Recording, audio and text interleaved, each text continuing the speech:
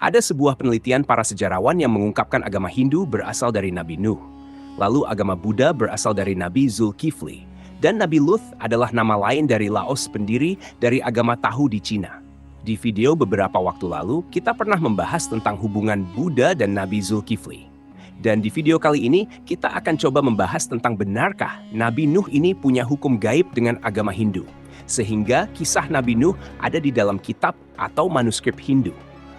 Untuk itu, di video kali ini kita akan membahas tentang kisah Nabi Nuh dalam agama Hindu. Assalamualaikum warahmatullahi wabarakatuh, Sobat. Beriman yang dimuliakan Allah. Mohon bantu channel ini untuk terus berkembang dengan cara like, comment, subscribe. Semoga kita selalu dalam keadaan sehat walafiat dan dimudahkan datangnya rezeki dari arah mana saja. Amin ya robbal alamin. Nabi Nuh dikisahkan dalam 3 kitab suci di 3 agama, yaitu terdapat di kitab suci Yahudi, Kristen, dan Islam. Ketiga agama ini biasa disebut dengan agama Abraha atau agama Samawi. Nabi Nuh adalah nabi yang terkenal dengan banjir besarnya. Dalam agama Hindu, Nabi Nuh ini terkenal dengan sebutan Manukna. Manu sendiri bagi umat Hindu adalah leluhur dari umat manusia dan merupakan raja pertama di dunia yang juga menyelamatkan manusia dari banjir besar, seperti halnya kisah Nabi Nuh yang ada dalam Islam. Anak cucu dari Manu ini disebut dengan Manawa, sehingga kata manusia dalam bahasa Sanskerta disebut dengan Manawa. Jadi artinya manusia adalah anak keturunan dari Manuk. Kisah singkat Manu yang ada di Hindu seperti ini, teman-teman. Saat Manu sedang di sungai, tiba-tiba ada seekor ikan yang datang dan memohon kepada Manu untuk diselamatkan. Kemudian Manu memasukkan ikan itu ke dalam sebuah bejana atau wadah. Namun ikan itu malah membesar sehingga wadahnya tak mampu menampungnya. Akhirnya Manu memindahkan ke sebuah tong, namun kejadian yang sama terulang kembali.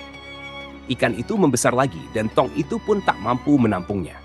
Hingga akhirnya ikan itu dipindahkan ke samudra dan Manu baru menyadari kalau ikan itu bukanlah ikan biasa.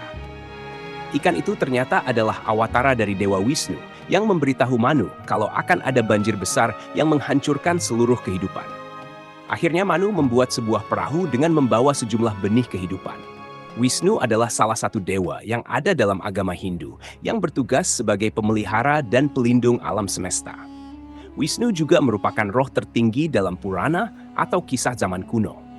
Wisnu ini juga disebutkan bersifat gaib dan berada di mana-mana yang kemudian dibuatlah simbol-simbol atau atribut tertentu yang dipilih sesuai dengan karakternya dan diwujudkan dalam bentuk lukisan, pahatan, dan arca supaya orang-orang muda melakukan penghayatan terhadap sosok Wisnu ini. Wisnu sering beravatar antara lain menjadi ikan atau Matsya, Rama, Krishna, Buddha, dan Kalki. Di agama Kristen, kisah Nuh atau Manu bisa ditemukan dalam kitab Kejadian 6 dan 7. Dalam kitab Kejadian 6 disebutkan, "Berfirmanlah Allah kepada Nuh, Aku telah memutuskan mengakhiri hidup seluruh makhluk sebab bumi telah penuh dengan kekerasan oleh mereka. Jadi aku akan memusnahkan mereka bersama-sama dengan bumi. Buatlah bagimu sebuah bahtera dari kayu gofir. Bahtera itu harus kau buat berpetak-petak dan harus kau tutup dengan pakal dari luar dan dari dalam. Sebab sesungguhnya, Aku akan mendatangkan air bah untuk meliputi bumi untuk memusnahkan segala yang hidup dan bernyawa di kolong langit. Segala yang ada di bumi akan mati binasa. Tetapi dengan engkau aku akan mengadakan perjanjianku dan engkau akan masuk ke dalam bahtera itu. Engkau bersama dengan anak-anakmu dan istrimu dan istri anak-anakmu." Jika di Islam, kisah Nuh atau Manuk bisa dibaca di Al-Quran surat Al-Muminun dan surat Asy-Syu'ara. Nuh berdoa, "Ya Tuhanku, tolonglah aku karena mereka mendustakan aku." Lalu kami mewahyukan kepadanya, "Buatlah bahtera di bawah penilikan dan petunjuk kami.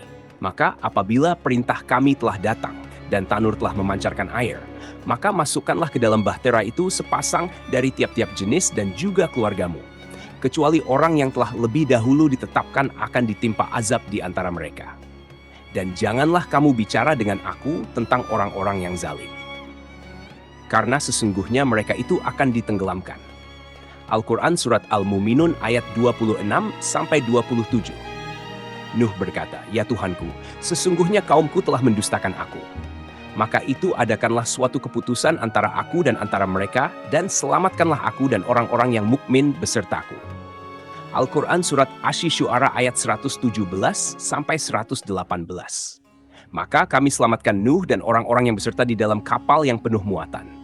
Kemudian sesudah itu kami tenggelamkan orang-orang yang tinggal. Al-Quran Surat Asy-Syu'ara ayat 119 sampai 120. Di dalam pemahaman agama Hindu, dari Manu atau dalam bahasa kitanya Nuh ini, lahir banyak keturunan dari semua ras dan disebut dengan Manavas atau Manawas. Manu atau Nuh ini katanya memiliki beberapa anak. Ada yang menyebutnya punya sampai 10 anak. Di antaranya anak itu bernama Wana, Ishaku, Ila, dan Ksatrias. Dan jika di Bible, Nuh hanya disebutkan punya 3 anak, Sam, Ham, dan Yafet. Menurut International Standard Bible Encyclopedia, keturunan Sam menghasilkan bangsa Israel, keturunan Ham menghasilkan bangsa Mesir, Kanaan, dan Arab.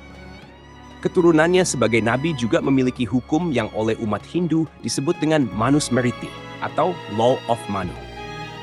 Dalam Atharva Veda, Book 20 Him 127 ayat 1-13 dikatakan di sana bahwa tentangkan datangnya Nabi Muhammad Shallallahu Alaihi Wasallam. Di sana dikisahkan dia adalah resi yang naik onta atau unta. Tidak mungkin itu orang India, karena resi India atau Brahman tidak boleh naik unta. Kemudian berdasarkan Subscribe Book of the East, volume 25, menurut manusia, seperti dikatakan di sana bahwa seorang Brahman dilarang menaiki unta atau keledai. Ini tambahan sedikit. Ternyata cerita tentang Nabi Nuh dan banjir terdapat juga di dalam cerita dari Yunani kuno. Dikisahkan Prometheus menasihati anaknya Deucalion agar membuat sebuah peti. Tujuannya sebagai tempat berlindung karena akan ada banjir yang akan terjadi. Usut punya usut, bencana yang dimaksud adalah sebuah hujan yang berhari-hari dan banjir bandang yang kemudian menyusulnya. Banyak orang yang mati karena peristiwa itu, kecuali mereka yang berlindung ke gunung-gunung yang tinggi. Meskipun Deucalion tidak berlindung di tempat tinggi, namun dirinya selamat berkat peti yang telah dia buat. Setelah terombang-ambing selama berhari-hari, maka selamatlah dia dari banjir besar yang menghancurkan banyak kehidupan di bumi waktu itu. Salah satu suku yang ada di Indonesia, yaitu Batak, rupanya juga memiliki kisah mengenai bencana air bah. Kisah ini berhubungan dengan Naga Padoha, seekor ular raksasa yang dipercaya orang Batak zaman dahulu sebagai makhluk yang memikul bumi. Pada suatu hari, ular tersebut merasa lelah akan bebannya dan kemudian melemparkan bumi yang barat ke lautan. Lalu Batara Guru ingin menyelamatkan anak perempuannya dengan mengirimkan gunung ke lautan dan seluruh manusia. Setelah kejadian itu, bumi akhirnya diletakkan di bagian kepala sang ular raksasa agar kejadian serupa tidak terjadi kembali. Sebenarnya ada banyak kisah-kisah kuno dari beberapa daerah dan negara yang bercerita tentang banjir besar itu. Dan secara benang merah, cerita semua itu memiliki kesamaan. Hal ini membuktikan kalau peristiwa banjir bandang maha dahsyat itu memang benar terjadi pada masa lalu. Wallahu alam bisawab. Jadi itulah kisah Nabi Nuh dalam agama Hindu. Semoga kisah ini bermanfaat. Lebih dan kurangnya mohon dimaafkan. Yang benar datangnya dari Allah Subhanahu wa Ta'ala, khilaf atau keliru itu datangnya dari saya pribadi sebagai manusia biasa. Sampai ketemu di kisah-kisah seru yang penuh makna selanjutnya. Saya akhiri. Wassalamualaikum warahmatullahi wabarakatuh.